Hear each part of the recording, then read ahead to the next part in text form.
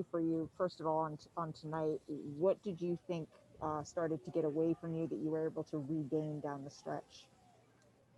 Um, I mean, we didn't rebound in basketball. We gave up so many offensive rebounds. I mean, I don't even know.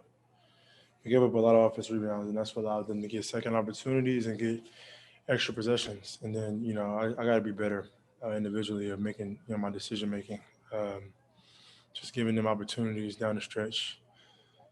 We get a shot attempt. Obviously we had a chance to making it and push the lead up. Then we're not fighting through that. So it's got to be better individually and as a team. And then secondly, this is the first time we've chatted with you since the team acquired LaMarcus. How do you think he makes you all better, and what are you looking forward to about playing with him? He brings a different aspect to our team as far as him being able to post up and knock that mid range jumper down. So um, I mean, obviously we know what he's done over his career, but I think it's all about gelling together now. And the quicker we can get LA and KD and everybody healthy and Landry back, um, then we can catch a rhythm. I mean, on paper it looks good, but we got to actually get out there and get going. So I'm excited for those guys to get back very very soon, so we can get this thing going. Bruce Beck with NBC New York. James, it would be easy after a win and a triple double to just pump out your chest, but in your interview with Grady and in your words to Malika just a couple moments ago, you're talking about that you need to be better down the stretch. Yeah. Why are you always looking to improve like that? You never be complacent.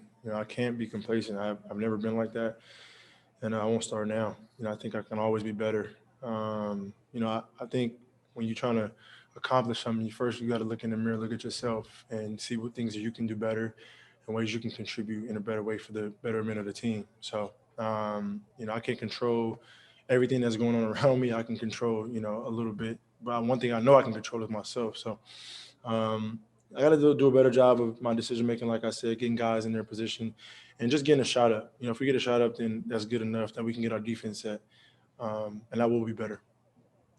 Greg Logan with Newsday. James, Steve alluded to you guys going through kind of a hard stretch right now.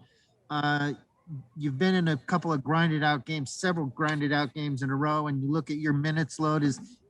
Are all the minutes you're playing kind of catching up with you? Is this kind of a tough time of year for the whole team because you've been shorthanded for so long?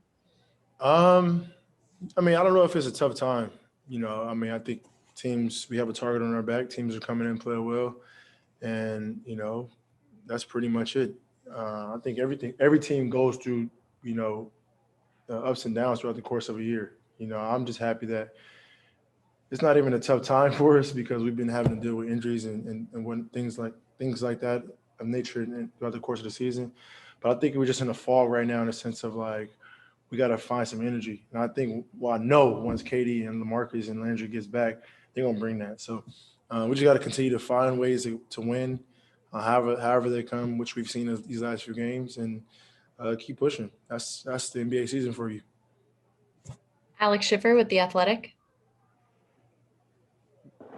Hey, James. Steve said that tonight's game and the Detroit game he thought were very similar. Just what do you think's been the common theme with those? Is it the offensive rebounding, and like you touched on earlier, or is it something else that's just been the thing that's kind of got you guys stuck the past two games? It's just maybe our lack of focus. Looking record wise at the team we're playing, and then not staying focused like we're playing in better record wise team. Not fundamentally boxing out, just small things, not communicating or consistently communicating. It's just small things that we can correct and we will correct. I just think we're, looking at these teams we're playing, it's like, all right, we might can get away with it, but we got to think bigger picture and try to be more consistent, in our communication and in our principles and our fundamentals. Christian Winfield, New York Daily News. Hey, James, what's it like for you to bring the ball up the floor and then look to your right and see Lil Baby courtside? And on top of that, when you see him courtside, does that kind of make you go deeper into your bag, knowing that somebody there that you want Have a good game, bro. I mean, I wasn't even paying attention for real, but I mean, obviously, just one of my homies to be able to pull up to the game is, great. But I think just me being in my bag, I try to be in my bag every game.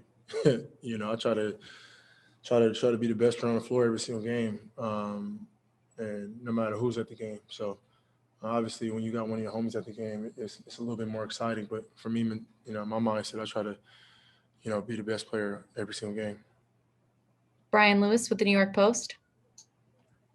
Hey, James, you mentioned you guys having a target on your backs, which you guys obviously do. I'm curious what you make of all these narratives out there about the reaction to you guys getting LaMarcus and getting Blake, where you guys are kind of being painted as a villain for doing what presumably every NBA team is trying to do, which is just get better. I mean, Right. I thought that was a plan. I thought that was a goal.